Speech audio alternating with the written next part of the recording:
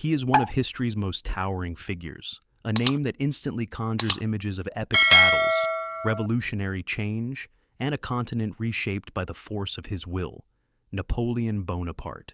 But who was the man behind the legend? Was he the brilliant visionary who rescued France from chaos, a military genius who rewrote the art of war, the great lawgiver whose influence endures to this day? Or was he an insatiable tyrant, a man whose boundless ambition drenched Europe in blood, costing millions of lives and ultimately betraying the very revolution that forged him? For 2 centuries, this debate has raged. Was he one of history's greatest commanders, or a man whose legend outgrew his abilities? A brilliant reformer, or a power-hungry dictator who crowned himself emperor?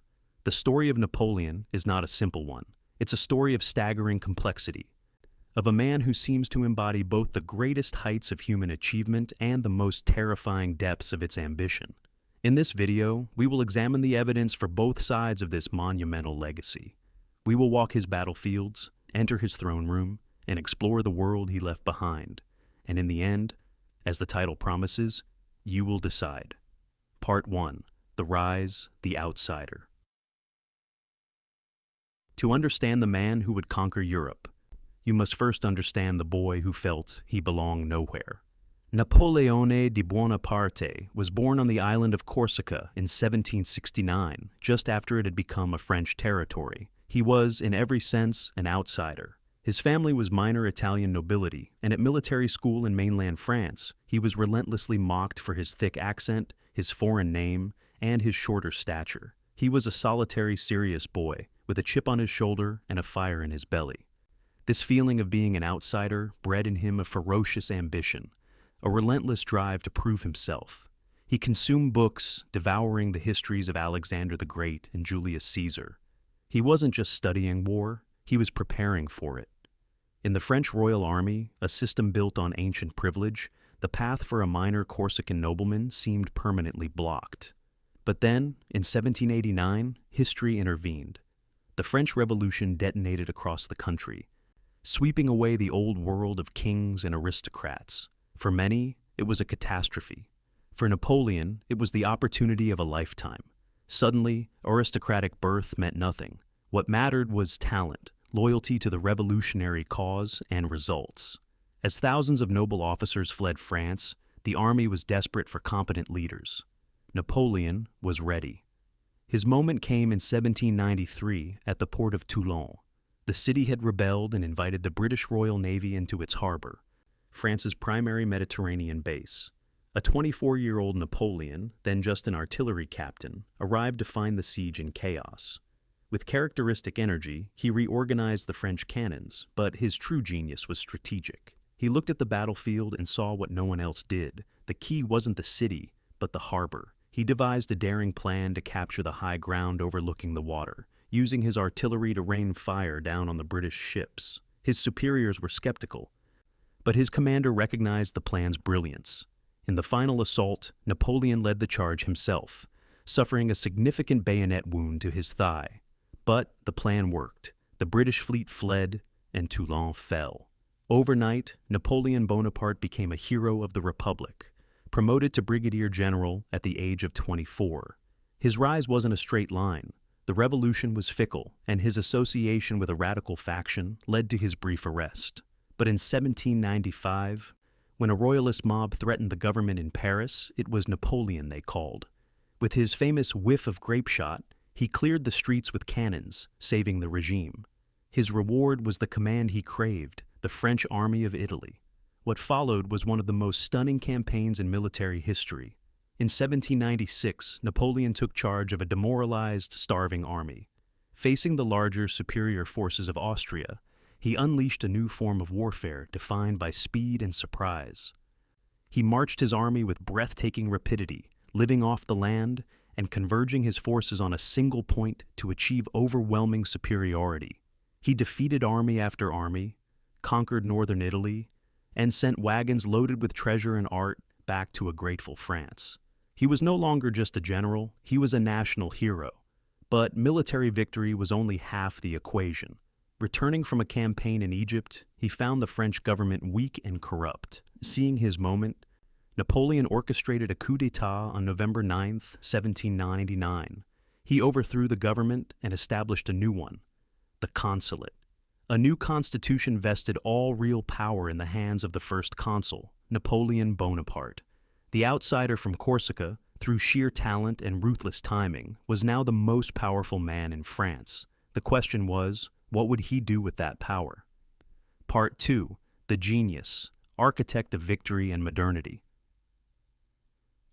With France in his grasp, Napoleon's genius was unleashed. It manifested on the battlefield, where he was an artist of destruction, and in government, where he was a master builder of the modern state. First, the warrior. Napoleon revolutionized warfare with the corps system. Before him, armies were large, slow-moving blocks. Napoleon broke his grande armée into smaller, self-contained mini-armies called corps. Each had its own infantry, cavalry, and artillery, and could march and fight independently. This gave him unparalleled flexibility. While his enemies trudged along a single road, Napoleon's corps could advance on multiple routes, spread out like the fingers of a hand. Then, once the enemy was located, the corps could converge like a closing fist, smashing a portion of the enemy army before it could react. Nowhere was this more brilliantly displayed than at Austerlitz on December 2, 1805, his masterpiece. Facing a larger Russo-Austrian army, Napoleon laid a masterful trap. He deliberately weakened his right flank, enticing the Allies to attack. They took the bait, weakening their own center to crush what they saw as a golden opportunity. This was exactly what Napoleon had waited for. As the morning fog lifted, revealing the famous Son of Austerlitz, he ordered his main force, concealed in the mist, to storm the now exposed high ground. The French smashed the Allied center, splitting their army in two. It was a devastating victory that shattered the Third Coalition against France and cemented his reputation as the greatest military mind of his age. But Napoleon understood that military glory was fleeting without stable governance. As first consul, he worked with inhuman energy to modernize a France ravaged by a decade of chaos. He established the Bank of France to stabilize the economy, reformed the tax system, and created the system of prefects to administer the country, a system that largely endures today. He established the lycées, state-funded secondary schools, to train future leaders based on merit, not birth. His most enduring legacy, however, was legal. The Civil Code of 1804, known as the Code d'Estar, Napoleonic Code. Before Napoleon, France's legal system was a chaotic patchwork of feudal laws and local customs. He assembled the nation's best legal minds and personally presided over the sessions, creating a single unified set of laws for all of France. The code enshrined the revolution's core principles: equality before the law for all male citizens, freedom of religion, and the abolition of feudalism.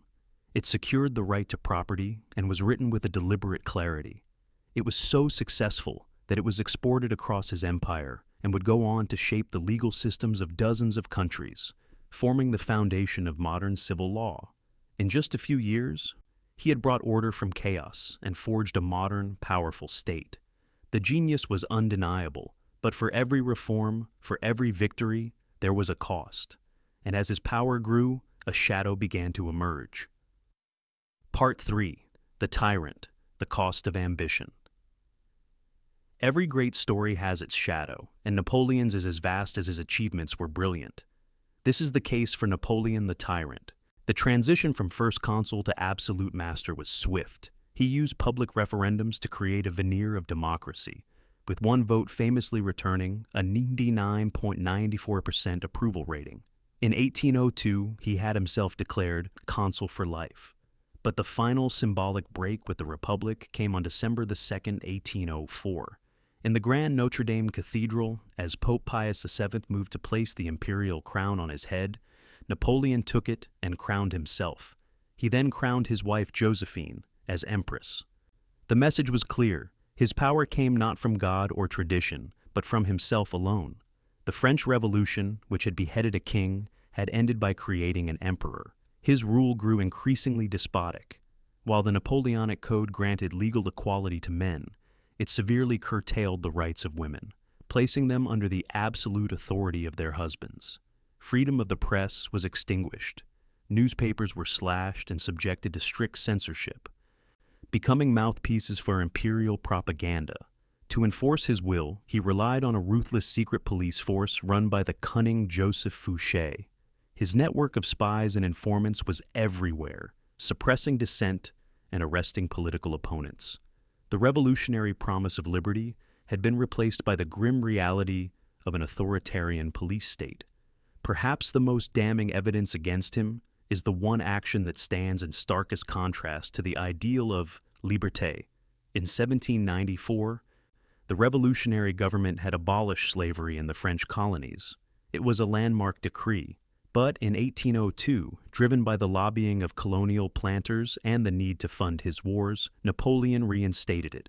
France thus became the only major power of the era to have formally abolished slavery, only to officially bring it back.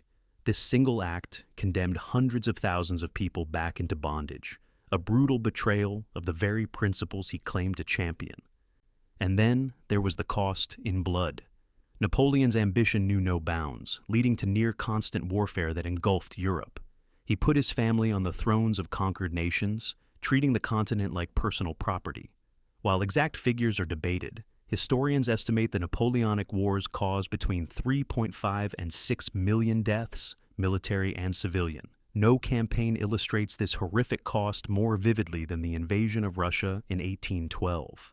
In an act of supreme hubris, Napoleon assembled the largest European army ever seen, the Grande Armée, over 600,000 strong, and marched into Russia. The Russians simply retreated, employing a scorched earth policy, burning villages and crops to deny the invaders sustenance. Napoleon's system of living off the land collapsed. He captured Moscow only to find it abandoned and set ablaze, a hollow prize. With the brutal Russian winter setting in, he was forced to order a retreat.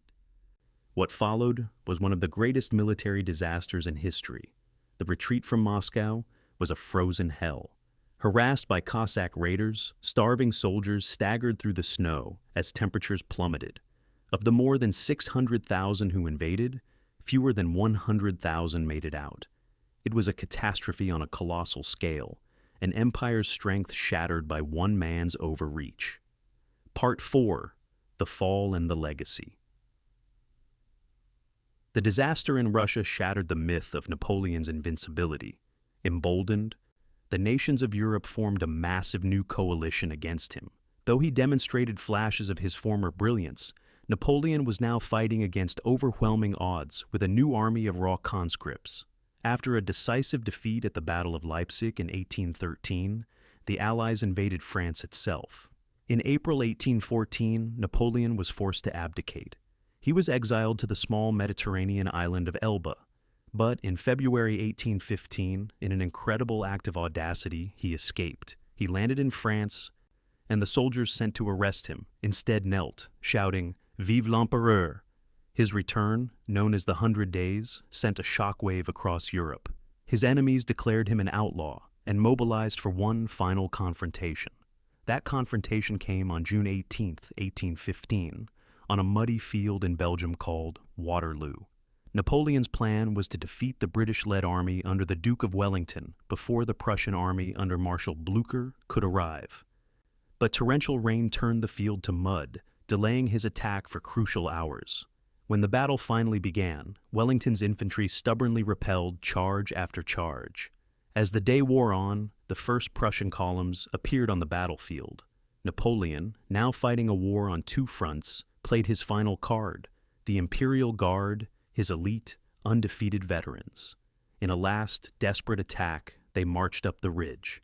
But British guardsmen, hidden behind the slope, rose and delivered a devastating volley at point-blank range. For the first time, the cry was heard, "The Guard is retreating!" The cry shattered the morale of the French army, and the retreat became a rout. Napoleon was swept from the field, his empire turning to dust. This time, there would be no second chances. Napoleon was exiled to one of the most remote places on Earth, the British-held island of St. Helena, a volcanic rock in the South Atlantic. He spent his final 6 years there, dictating his memoirs, a prisoner battling boredom and despair. On May 5, 1821, at the age of 51, Napoleon Bonaparte died. So, we are left where we began. Genius or tyrant? The case for genius. Raisin is powerful. He was an unparalleled military commander. He rose from obscurity on pure merit. A masterful statesman, he brought order to a fractured France, creating enduring institutions like the Bank of France and the modern legal system with his Napoleonic Code. In this view, he was a modernizing colossus who dragged Europe into a new era. But the case for tyrant new is equally compelling. He was an authoritarian who crowned himself emperor and established a police state. He was a warmonger whose relentless ambition led to the deaths of millions. He betrayed the revolution's highest ideals by reinstating slavery. In this view, he was a man consumed by ego, whose thirst for glory left a legacy of destruction that overshadowed all his achievements. In the end, perhaps the answer is that he was not one or the other. He was both, a man of profound and startling contradictions, the revolutionary who became an emperor, the liberator who became an oppressor. His legacy is not a simple verdict, but a complex tapestry of light and shadow. But the purpose of this video was not to give you a final answer. It was to present the evidence. Now, the final judgment rests with you. Was Napoleon Bonaparte a genius who modernized the world, or a tyrant who bathed it in blood? Let us know your verdict in the comments below. If this story left a powerful impression on you, please consider supporting the channel with a like and a subscription. It's the best way to ensure more stories like this continue to be told. Thank you. The story has come to an end. If it left a powerful impression on you, please consider supporting the channel with a like and subscription. It's the best way to ensure more stories like this can continue to be told. Thank you.